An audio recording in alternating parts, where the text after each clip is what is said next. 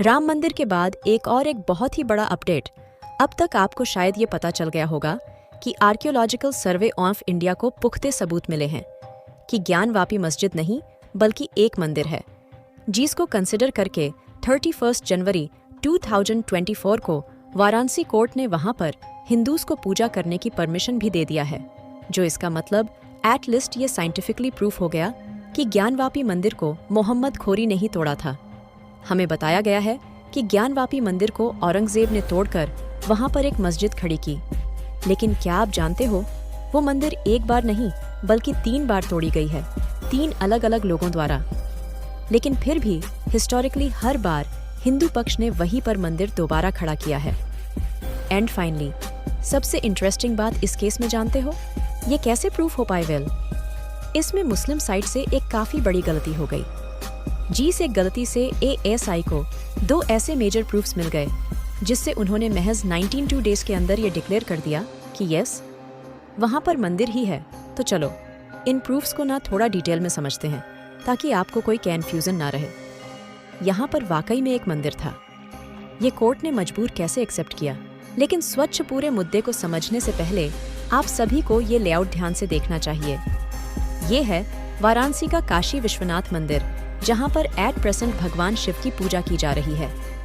But Hindu पक्ष का ऐसा कहना है कि उनका असली काशी विश्वनाथ मंदिर मात्र 45 मीटर्स की दूरी पर ज्ञानवापी मस्जिद के अंदर है, क्योंकि उस मस्जिद को मंदिर तोड़कर बनाया गया था। बट ये मंदिर हिंदू उसके लिए आखिर इतना इम्पोर्टेंट क्यों है? सो ये मंदिर कोई आम शिव मंदिर नहीं है, बल्कि भारत के 12 ज्योतिर्लिंगों में से एक है, जिनके दर्शन से सैल्वेशन यानी कि मोक्ष की प्राप्ति होती है। लेकिन अनलॉक राम मंदिर ज्ञानवापी के केस में सारे हिस्टोरियंस बिना किसी डाउट के यही मानते हैं कि 1194 CE में मोहम्मद खोरी के ऑन ऑर्डर्स पर उसके जनरल कुतुबुद्दीन ने वाराणसी में कई सारे मंदिर तोड़े थे, और उन्हीं तोड़े गए मंदिरों में से एक ये काशी का ज्ञान वापी मंदिर। ज्ञानवापी मामले में तो आज़ादी के बाद से ही ये मुद्दा पूरी तरह से एक खंडे बक्से में पड़ा हुआ था, लेकिन उसके बावजूद इस मुद्दे पर पहला डिस्कशन ही काफी लेट हुआ।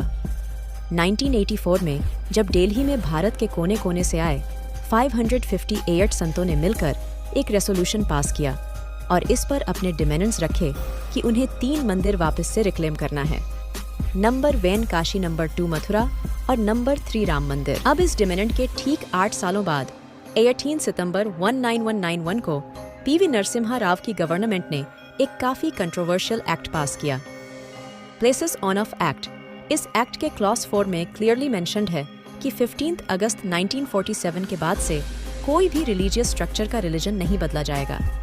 मतलब इस एक्ट का बेसिकली ये कहना था कि अगर समझो एक मस्जिद 1947 के पहले मंदिर हुआ करती थी, तो अब इस एक्ट के आने से उस मस्जिद को वापस से मंदिर नहीं बनाया जा सकता।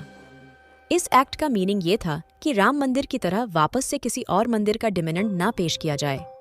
लेकिन इस एक्ट के लागू होते ही हिंदू पक्ष को ये समझ में आ गया था कि इससे सरकार उन्हें उनके काशी टेम्पल को वापस लेने से रोक रही है, और इसीलिए आप देखोगे प्लेसेस ऑन ऑफ एक्ट को लाया। 1 महीना भी नहीं हुआ था कि 15 अक्टूबर 1919 वेन को इंडियन हिस्ट्री में पहली बार काशी विश्वनाथ का केस कोर्ट में पहुंचा।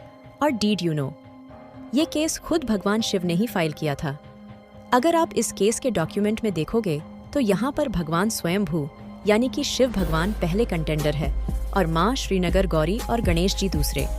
लेकिन भगवान के बिहाफ में उनके नेक्स्ट फ्रेंड इस case. So basically Indian judiciary में हिंदू को एक जुरिस्टिक एंटिटी यानी कि इंडियन देवी देवताओं को लिविंग एंटिटी या इंसान माना जाता है।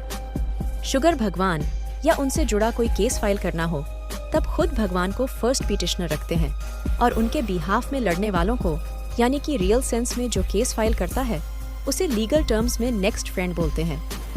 पूरा ज्ञानवापी कॉम्प्लेक्स काशी के मंदिर का ही पार्ट है, इसीलिए वो उन्हें सौंप दिया जाए।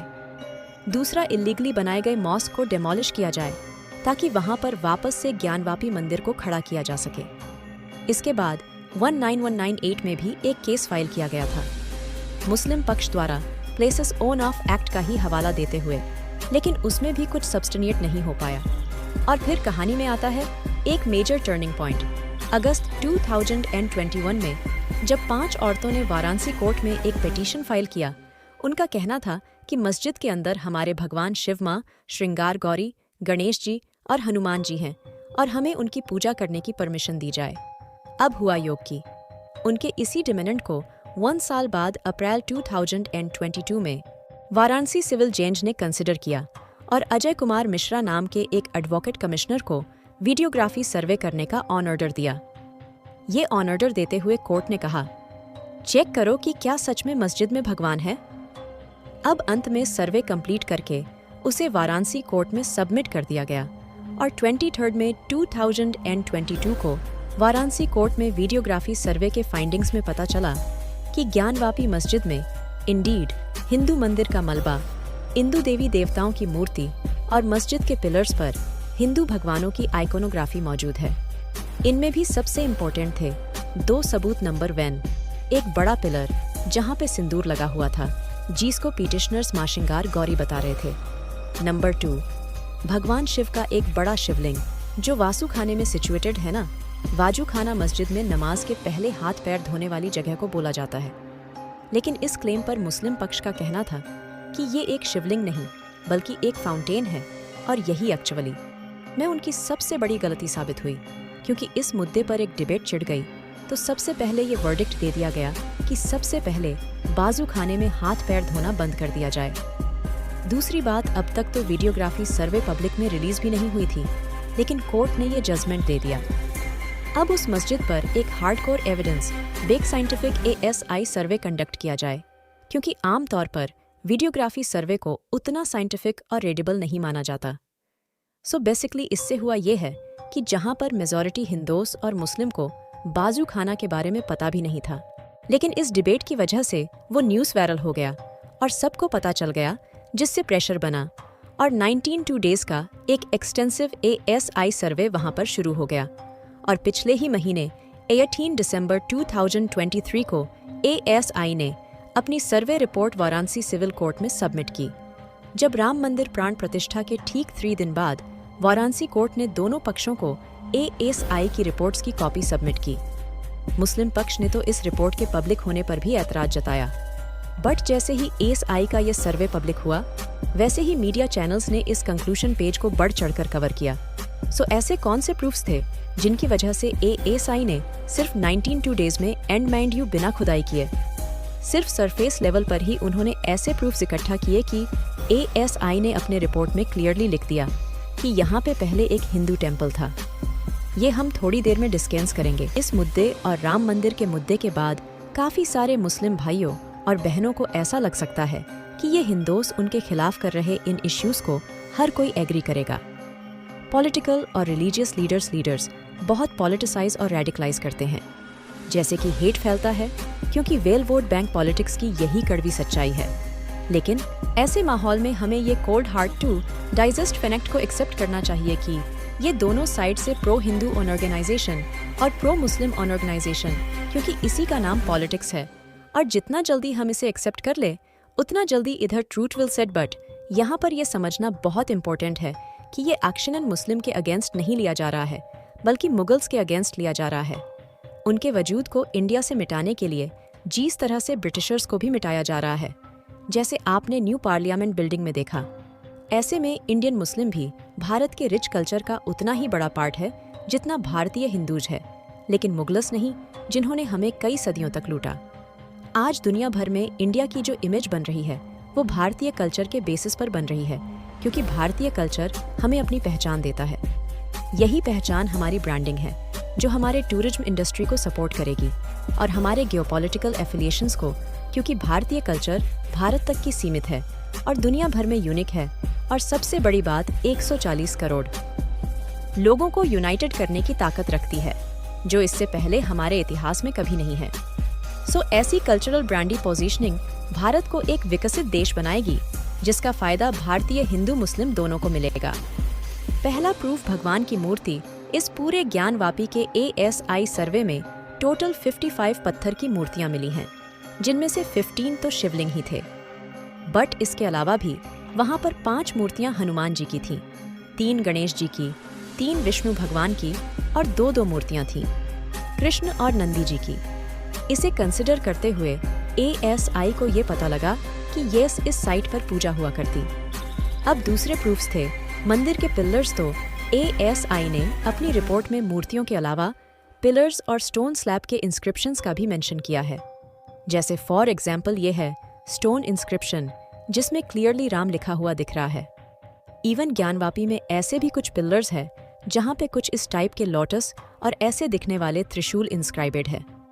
अगर आप प्रेजेंट ज्ञानवापी मस्जिद के बेक वॉल पर भी देखोगे तो इस आर्क में भी आपको फ्लावर्स और बेल्स के डिजाइन्स देखने को मिलेंगे जिनका हिंदुइज्म में काफी प्रोमिनेंस है। अब ये सारे वो प्रूफ्स हैं जो ASI के रिसर्च के दौरान उन्हें मिले थे। इन स्पिनसेप जब बनारस विजिट पर थे तब उन्होंने वहाँ पे 2 पेंटिंग्स और बनाई थी। एक है ये जिसमें आप टेम्पल के रिमेन्स क्लियरली देख सकते हो और दूसरा कुछ ऐसा दिखने वाला स्केच जो उन्होंने वहाँ के लोकल्स द्वारा दिए हुए डिटेल्स के आधार पर बनाया, जो बिल्कुल आप आज के मस्जिद में भी देख सकते हो। जेम्स के अलावा ब्रिटिश राज में एक प्रोमिनेंट आर्ट हिस्टोरियन हुआ करते थे। उन्होंने अपने बुक बनारस दी सीक्रेट सिटी के पेज नंबर 182 में लिखा है कि ज्ञानकुप यानी कि वेल ऑन ऑफ नॉलेज एक हिंदू मंदिर यहाँ पर लोकेटेड था। सेम पेज पर E.B. हेवल ने लिखा हुआ है कि भगवान विश्वेश्वर के पुराने मंदिर को औरंगजेब के ऑर्डर्स पर तोड़ा गया था और इसके शिवलिंग को बचाने के लिए वहाँ के लोकल पंडित ने शिवलिंग को ज्ञानवापी मंदिर में लोकेटेड एक कुएं में छुपा दिया, जिसका हिंदूस मस्जिद बनने के बाद भी पूजा किया करते हैं। इसका E.V. हेनविल्स ने अपने बुक में फोटो भी दिया है जो एक्सक्लूसिवली आप यहाँ पर देख सकते हो। इन सब लिटरली प्रूफ्स में से जो सबसे अधिक इंटरेस्टिंग है वो है खुद मुगल बादशाह औरंगजेब की खुद की बायोग्राफी, मास्टर ए आलमगिरी। इस बुक के पेज 66 में जब हम पहुंचे तो यहाँ पर क्लियरली लिखा हुआ है कि काशी विश्वनाथ मंदिर तोड़ने वाला मैं खुद और उसने ही साक्षात कमेंट दिया था अपने ऑफिसर को ये मंदिर तोड़ने के लिए। खैर, ये तो हमने कुछ एक्स्ट्रा प्रूफ्स निकाला है, बट वाराणसी कोर्ट ने सिर्फ ASI के रिपोर्ट को कंसिडर किया और 30 जनवरी 2024 को ये ऑर्डर पास किया कि वाराणसी डिस्ट्रिक्ट एडमिनिस्ट्रेशन मस्जिद के अंदर जहाँ पे 1991 तक पूजा होती थी, वही मस्जिद के अंदर सेम जगह पर 7 फरवरी 2024 तक पूजा करने का अरेंजमेंट करे। बेसिकली कोर्ट ने मस्जिद के अंदर पूजा करने के परमिशन इश्यू कर दिए हैं। तो दोस्तों, इस डिसीजन पर आपकी क्या राय है, ये कमेंट में बताना मत भूलिए। धन्यवाद।